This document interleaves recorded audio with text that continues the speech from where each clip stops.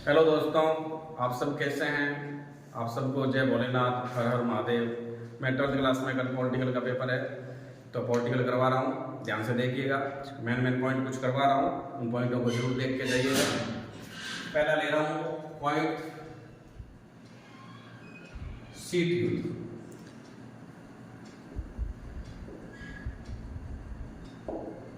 Cold war. दोस्तों, what is cold war? क्या है शीत युद्ध? प्रथम विश्व युद्ध 1914 से 1918 तक हुआ। उसके बाद में राष्ट्र संघ की स्थापना की गई सन 1920 में। राष्ट्र संघ की स्थापना इसलिए की गई कि विश्व को द्वितीय विश्व युद्ध ना देखना पड़े, तो राष्ट्र संघ अपनी भूमिका निभाने में असफल रहा, क्योंकि द्वितीय विश्व युद्ध 1939 से 1945 तक हो गया।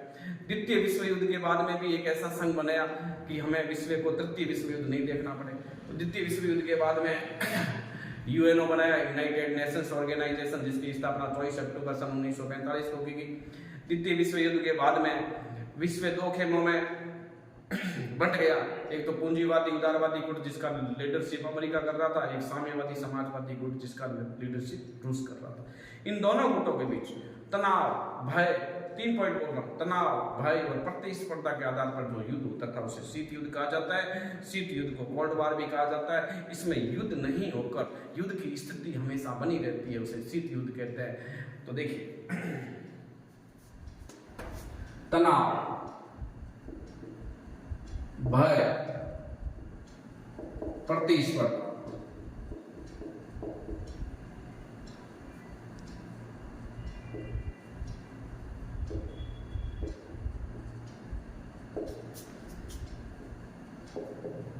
आधार पर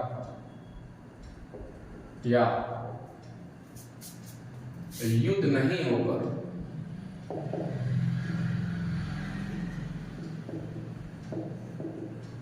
युद्ध की स्थिति हमें समझ में है।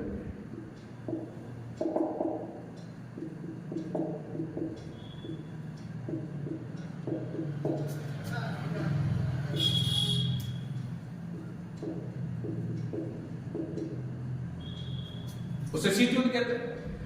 द्वितीय विश्व युद्ध के बाद में द्वितीय विश्व युद्ध, प्रथम विश्व युद्ध तो ही है, फर्स्ट वर्ल्ड वॉर, प्रथम विश्व युद्ध।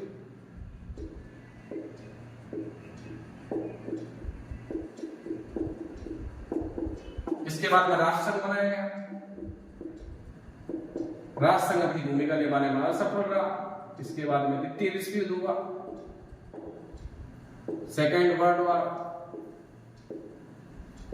1939 से 1945। अमेरिका ने जापान के 2 शहरों, अमेरिका ने जापान के 2 शहरों हिरोशिमा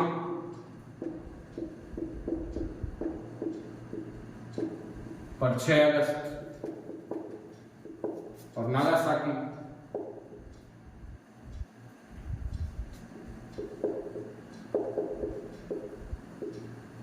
पर अणुबम गिरे।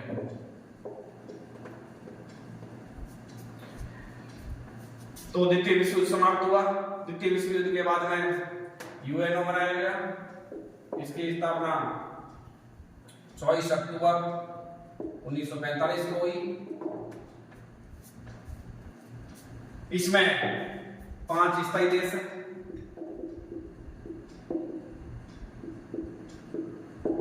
अमेरिका, ब्रिटेन, फ्रांस, रूस और चीन, और अस्थायी 10 है। और जो स्थायी देश हैं इनके पास वीटो पावर है। वीटो पावर यानी मैं मना करता हूं,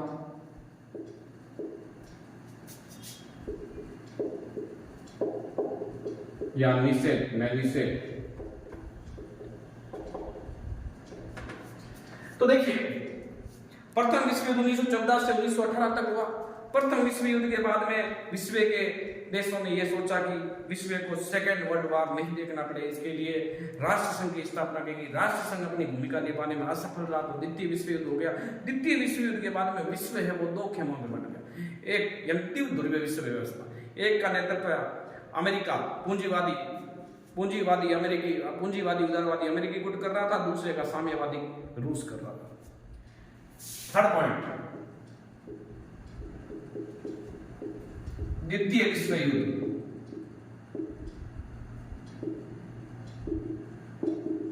के बाद विश्व दो के भाग बन गया। एक का पूंजीवादी उदारवादी अमेरिका गुट, दूसरा साम्यवादी समाजवादी रूस।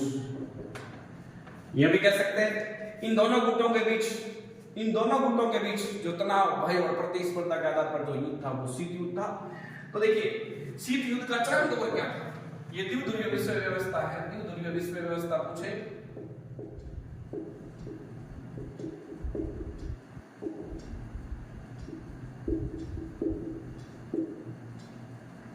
विश्व व्यवस्था, तो द्वितीय विश्व युद्ध के बाद में विश्व दो खेमों में बंट गया, एक पूंजीवादी उदारवादी अमेरिका गुट, एक दूसरा साम्यवादी समाजवादी। इसमें चौथा पॉइंट है शीत युद्ध का चरम दौर था। शीत युद्ध का चरम दौर, शीत युद्ध का चरम दौर, बर्लिन का दीवार, बर्लिन की दीवार की खड़ी करना, दीवार खड़ी की गई 1961 और 1989 में पूर्वी जर्मनी की आम जनता ने इसको गिरा दिया।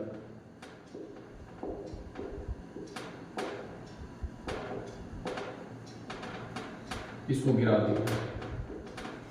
देखिए ये भी एक पॉइंट बनता है, बढ़िया है। बर्लिन की दीवार कब खड़ी की गई? 1961 में। या शीत युद्ध का चरम दौर क्या था? बर्लिन की दीवार खड़ी करना। बर्लिन की दीवार कब गिराई गई? 1989 में पूरी जर्मनी की आम जनता ने। अब जो विश्व एक ध्रुवीय व्यवस्था बना, क्योंकि शीत जो सोवियत संघ का विघटन है, सोवियत संघ का विघटन 25 दिसंबर 1991 को हो गया। इसके बाद में ये सोवियत संघ के विघटन के समय इसका राष्ट्रपति कौन था? Mikhail Gorbachev. उसकी 25 दिसंबर 1991 में हो गया, तो विश्व फिर एक ध्रुवीय विश्व व्यवस्था बन गया। एक ध्रुवीय व्यवस्था, यानी इसका लीडरशिप कौन है? अमेरिका। सोवियत संघ के विघटन का तात्कालिक कारण क्या था? सोवियत संघ की जनता का राजनीतिक और आर्थिक अंदरूनी कमजोरी और सोवियत संघ की जनता की आकांक्षाएं जो सोवियत संघ पूरी नहीं कर सका, जिसकी वजह से यह तात्कालिक कारण बना कि सोवियत संघ का विघटन हो गया, यानी 25 दिसंबर सन 1991। अब एक पॉइंट और ले लो ना, सोवियत संघ के विघटन के समय राष्ट्रपति कौन था? Mikhail Gorbachev. Mikhail Gorbachev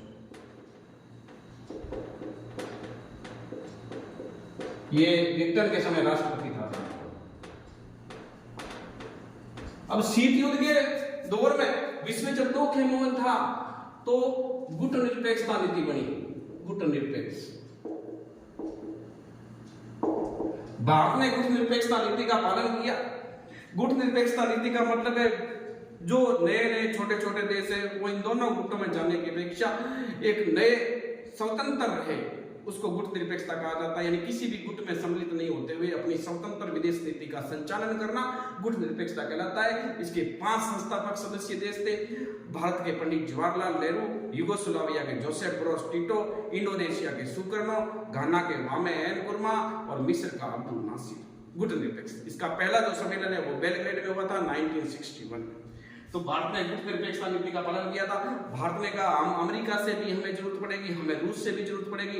Bharat ने कहा कि हम अमेरिका के खेमे में अगर चले जाते हैं तो फिर रूस हमारे से नाराज हो जाएगा, अगर रूस के खेमे में चले जाते हैं तो अमेरिका हमारे से नाराज हो जाएगा। तो भारत ने दोनों खेमों से बराबर दूरी रखी। तो भारत अमेरिका से भी काम निकालता रहा, रूस से भी काम निकालता, और छोटे छोटे स्वतंत्र देश थे और इन दोनों गुटों में नहीं बढ़े। जब गुट की संख्या नहीं बढ़ी तो फिर तृतीय विश्व युद्ध नहीं हुआ। अगर गुट में संख्या बढ़ जाती है तो फिर विश्व युद्ध होने का खतरा बना रहता है। जैसे अपने कैसे एग्जाम्पल के तौर पर भी ले सकते हैं, 8-10 बच्चों का गुट है, उसमें अगर 15-20 और आ जाए तो फिर गुट बढ़ जाता है, तो लड़ाई होने की संभावना ज्यादा बढ़ जाती है।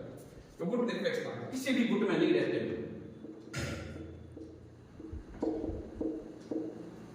किसी भी गुट में नहीं रहते हुए अपनी स्वतंत्र विदेश नीति का संचालन करना।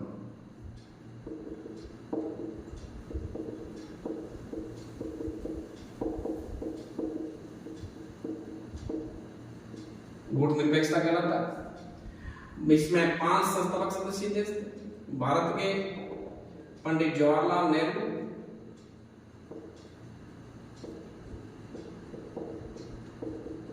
यूगोस्लाविया के जोसेफ टिटो,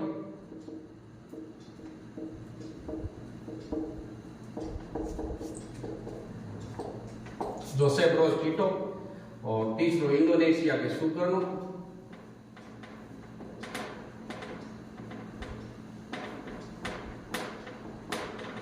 और गाना के वामे एंको।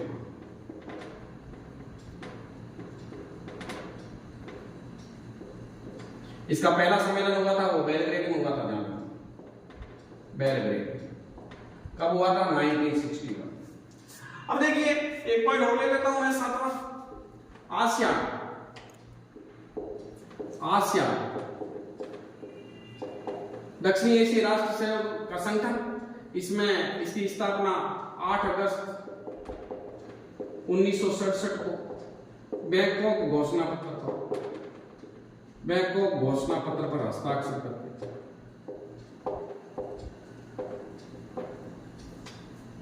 इसकी स्थापना की गई। स्थापना के समय 5 संस्थापक सदस्य देश थे, Indonesia, Philippines, Thailand, Singapore.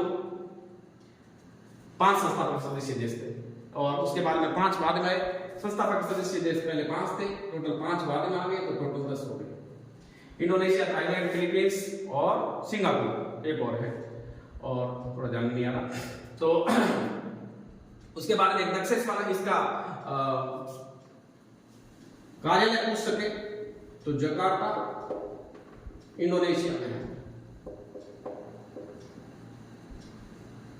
Indonesia इसका मुख्यालय जकार्ता इंडोनेशिया में। दक्षेस वाला पूछ सकते हैं, दक्षेस या सार्क। इसकी स्थापना 1985 में की गई। इसका मुख्यालय काठमांडू, नेपाल।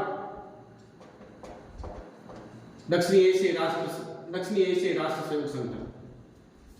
तो ये सीटी युद्ध है, प्रथम विश्व युद्ध है, द्वितीय विश्व युद्ध है, एक विश्व व्यवस्था है, बर्लिन की दीवार खड़ी करना, गिराना। तो ये मैंने इसमें 5 संस्थापक सदस्य देश हैं, 5 बाद में जुड़े, लाओस है, कंबोडिया है, ब्रुनेई है, ये 5 बाद में जुड़े, तो कुल मिला के 10 हो गए। ये आसियान वाला इंपोर्टेंट है। 8 अगस्त 1967 को बैंकॉक घोषणा पत्र पर हस्ताक्षर करके आसियान की स्थापना की गई। दक्षेस की 1985 में की गई। दक्षिणी एशिया में जो देश है, भारत है, पाकिस्तान है, भूटान है, नेपाल है, श्रीलंका है, मालदीव है, और इसके बाद में भी अफगानिस्तान और म्यांमार भी आ जाते हैं। तो दक्षिणी एशिया के ये जो देश है, ये दक्षिणी एशिया को इंगित करते हैं।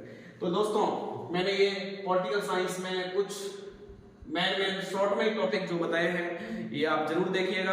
अगर आपको मेरी ये क्लास पसंद आए तो जरूर इसको लाइक करें, सब्सक्राइब करें। Thank you. मैं भोजराज प्रजापति सर, मुस्कान क्लास से।